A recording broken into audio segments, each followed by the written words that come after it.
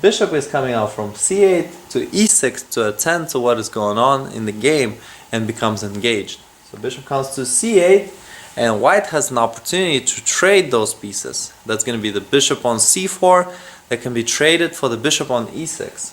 So that's what we're about to do. Bishop captures e6, bishop captures bishop, and in this case, as we can see, the pawn can take the bishop. Pawn takes bishop right here. f7 takes on e6. In this case, what would be another possible trade that white can accomplish in this position? The trade would be when the bishop would take the knight. Okay, as we mentioned, this is about an even trade, so we'd say, well, white can wait to trade the pieces. White doesn't have to trade, can retreat the bishop in case it's attacked. And just keep the pieces right there, right? Keep the opportunity for the future, if he or she wishes to do so. Now, we could say bishop can take this knight right here. In this case, there's two ways for black to recapture the bishop on f6. So you guys look at the board and think of a way that black can recapture the piece on f6. There's two possibilities, and now the queen can take on f6, or the pawn from g7 can take on f6. So let's say we take with the queen. So now this is the next move. Is a super cool move right here that is going to be essential in having your king moving away from the middle part of the board, the central part of the board, into the better, safer position, closer towards the edge, closer towards the corner, where it's not quite that easy for your opponent to go ahead and target him and reach the king. Okay, so in this case, this is white's move. White is ready to go, and white is going to play the move called castle. Castle. And black is going to play the same move called castle. So, in a way, this is what I want you guys to do at this point. Think of what is it that it takes for either one of the opponents to go ahead and make a castle. And I want you guys to play this move very naturally. This is one of the most essential moves. As you're completing the development, you're pushing that pawns in the middle, pushing those pawns in the middle, in the center. Then you support those with the knights. Then you got the bishops in the game. Then, as you establish the center, got your light pieces out, the next most important thing that you do along with the development is putting your king into safety. And as you can see, we gotta make this move that is called castle, where the king is interacting with the rook. And in order to do that, the king goes 2 squares to the right, and the rook jumps over the king. Now, we're actually speaking about the short castle. So black actually in this situation has the opportunity to go into the short castle or into the long castle. So both are actually available in this point. So which one should black pick? Well, this is not an exactly easy question to answer, but let's at least find out what the long castle would mean. So as white castle short, black has the opportunity to castle long. So it's going to be same 2 squares that you go to the side with the king. So in this case, we're going to, instead of going into the short side, short castle, classical castle, which happens most of the time and traditionally is best most of the time, we decide that we're going to castle the opposite side of where our opponent castled. And we're going to castle into the long side, where the king moves 2 squares to the side and the rook jumps over. So as you can see, the way you can relate to this picture right here, where white castle and black castle, they're quite a bit different. Here you got a little bit of space out here, whereas the king, the short castle, seems a little bit tighter right here. Okay, but either way, white chose to castle and black chose to castle. And in this playable position, in kind of a fairly balanced situation, both sides have good chances to play and win the game, and play a good game in this situation. But this is the initial step, the most important step of having a successful game. At the beginning of the game is for you guys to focus on great development and king safety. As we accomplish that, we are at the next stage of the game. So this is something we mentioned earlier, and if you guys pay attention, you must have it in your mind. So after the opening, what is the next stage that is following and coming in after the initial stage of the game?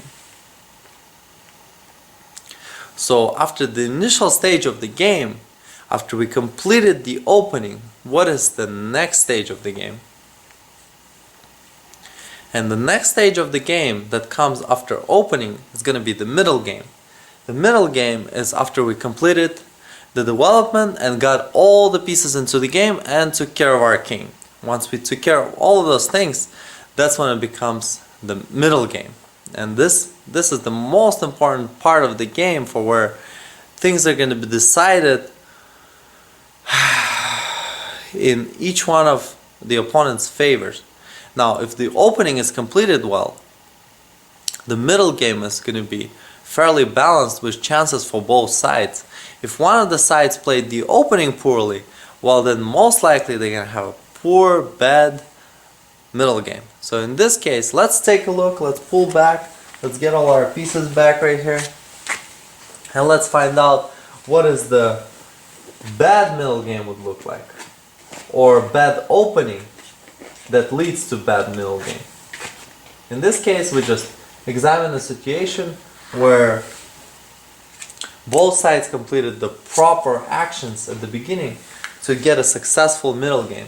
So now let's think of a way that one side would play successfully and the other side would be messing up. So this would be where one side is going against the principles, where the white is going to be following the principles. So this is our lesson today of playing the good opening versus the bad opening, and how those relate to each other, and how those would affect your chances in the middle game and being successful in the game. So let's go on and start out with our favorite move, e4 right here. So this is the move that we want to play that helps white develop the pieces. Okay, so as we're playing e4, we open up opportunity for our pieces. At this point, the bishop is coming out along the diagonal. Okay, we're creating a little barrier right here for black to reach us. Okay, so as we play e4, black is going to decide to play this move right here. This is the kind of moves that you want to avoid. Playing on the corner, putting knights on the edges. This is the squares that you guys want to avoid for the knights. You could say, well, I'm developing my pieces, but the challenges with placing the pieces out on the edges, the knights in particular, as you're putting those pieces out on the edges, they're not very active, they're not very good pieces, they're bad pieces. So as soon as you have those pieces out on the corners, you want to bring them back closer towards the middle. But why even waste time if you can bring the your pieces closer to the middle to begin with? So this move, like a6, is not a very useful move. It's not a very useful move that white can take advantage of by just keep building the momentum and developing the pieces. So white is going to grab the whole middle of the board. Okay, grab the whole middle of the board and get a nice control over the central squares. So the pawn is going to go over to d4. In this case, white is leading the game where black is lagging behind. Black is going to continue on with pushing the pawn right here on b6. That's another move that is a little too slow in this case. It's already important to start building, however small that little border is, but at least start putting those pawns right here. Now it's already a little bit late for black to to push one of these pawns forward, because if you play here now white is already a step ahead, and white can take advantage of this by capturing this pawn right there in the middle.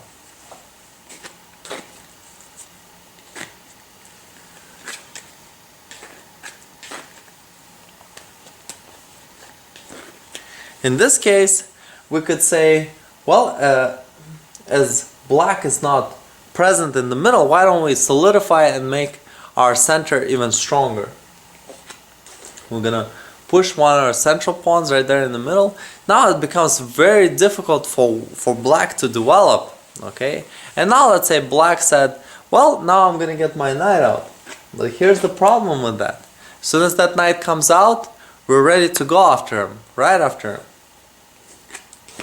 d5 right here, and the pawn in this case is going to be attacking that knight coming out to c6. So as you can see, the strategy, the game that is played half good, a lot of times leads to bad consequence. So if you guys pursuing good development, you should pursue it from the beginning till the end.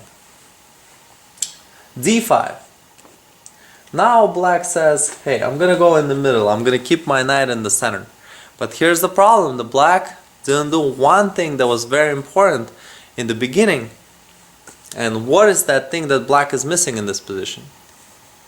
And the answer to that, the answer to the question of what is black missing, is the middle, solid pawns right there in the middle, the solid center. So white can really affect the center and take control over it in a way that black's pieces are going to feel really out of place.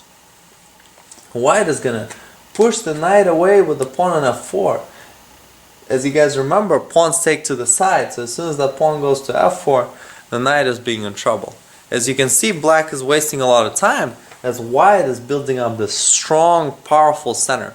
So as the knight goes to the side, next thing white is going to want to do is get the knight out, one of the knights out to support the middle. As you're pushing forward, at the same time you got to be able to solidify.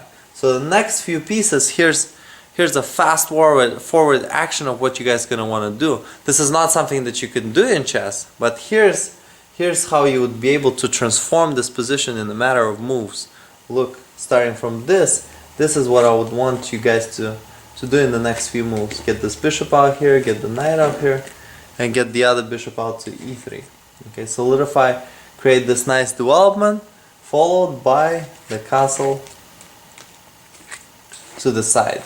Now, as you guys can see, this can be quite easily done because white has lots of space right here in the middle, whereas black is really struggling to get the pieces out. So, for example, let's pull back for a second, and let's just leave our knight right there. This can be our next move in this situation. As the knight coming out to f3, let's say black says, hey, well, now I'm gonna get one of the bishops out. Black develops the bishop. Now this is better than nothing, but at the same time black is quite a bit exposed in terms of whichever pieces come out, they're gonna be targeted. Okay, and in this case white is going to be targeting black's pieces, in particular that knight right there on the edge. The pawn goes to f5 right here, from f4 to f5, and look, now the knight is totally trapped. Okay, the knight cannot go back because there's a bishop here, there's a pawn here on e7, and there's a rook on h8. So as the knight goes to the side, white is going to be able to capture it. As the knight goes to f4, look at the piece that can take the knight. The knight cannot go there. The piece that can capture that knight is bishop on c1. They can capture the knight on f4. Now, how about this square? What is the problem with that? The knight on e5 in this scenario is not safe on e5 either. As the knight goes to e5, white can all of a sudden capture it as well. The knight from f3 captures the knight on e5. So black